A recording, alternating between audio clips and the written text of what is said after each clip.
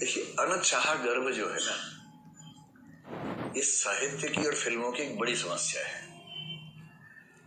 और ये 1976 के बाद तो चले लीगलाइज हो गया, और 1976 के बाद की पीढ़ियों में चीजें आसान हैं। दुनिया कहां से कहां पहुंची, अगर इसको इस सेंस में भी समझना हो। जब कोई मुझे कहता ना मूर्ख आदमी की भाई लोग अनैतिक हो गए हैं, उनके प्रेम संबंध हो जाते हैं, तो उस मूर्ख को समझ में नहीं आता कि समाज की गति की प्रकृति क्या है। प्रेम करने की इच्छा तो आदिम इच्छा है, जो हमेशा से रही होगी, हर तरह के व्यक्तियों में रहती होगी। सबसे बड़ा भय क्या होता है? पकड़े जाने का भय। और पकड़े जाने के भय में सबसे बड़ा भय क्या? यदि गर्भ किसी का है, ठहर गया है, तो उसकी क्या दशा समाज करेगा, इसका भय। अब कॉन्ट्रासेप्टिव्स के आने से पहले ये संभव ही नहीं था कि इस भय से मुक्त होकर लोग आपस में प्रेम संबंध में रह सके। इसलिए लोग उपन्यास पढ़ना शुरू करेंगे ना, गोदान पढ़ेंगे। गोदान में गोबर की पत्नी है झुरिया, किंतु पत्नी बाद में है, पहले गर्भवती है। और जब गर्भवती हो गई तो कोई चारा नहीं बचा, और गोबर की इतनी हिम्मत नहीं कि घर ला सके, तो चुपचाप उसको घर में छोड़ के खुद भाग गया है कि जो होगा देखा जाएगा।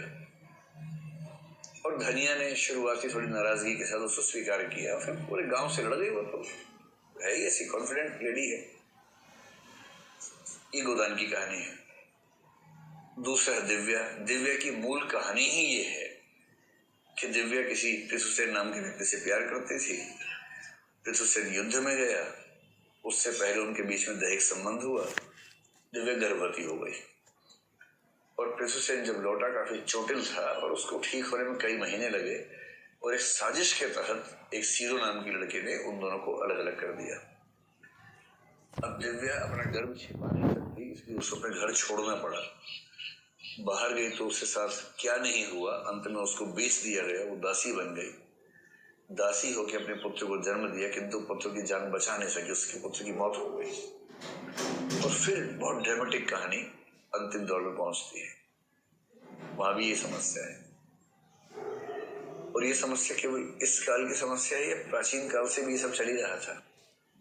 इस समस्या का सबसे बड़ा प्रतीक भारत में कुंती और कर्ण है, सबसे बड़े प्रतीक है। ये तो लफाजी है ना कि सूर्य आया था, हाइड्रोजन पुत्र थोड़ा है भाई, कि हीलियम पुत्र है कर्ण, ऐसा थोड़ा है। सूर्य तो कह दिया बाद में कि चलो खराब ना लगे, लेकिन जो थोड़ा भी समझदार व्यक्ति है कैसे इस बात पे भरोसा करेगा?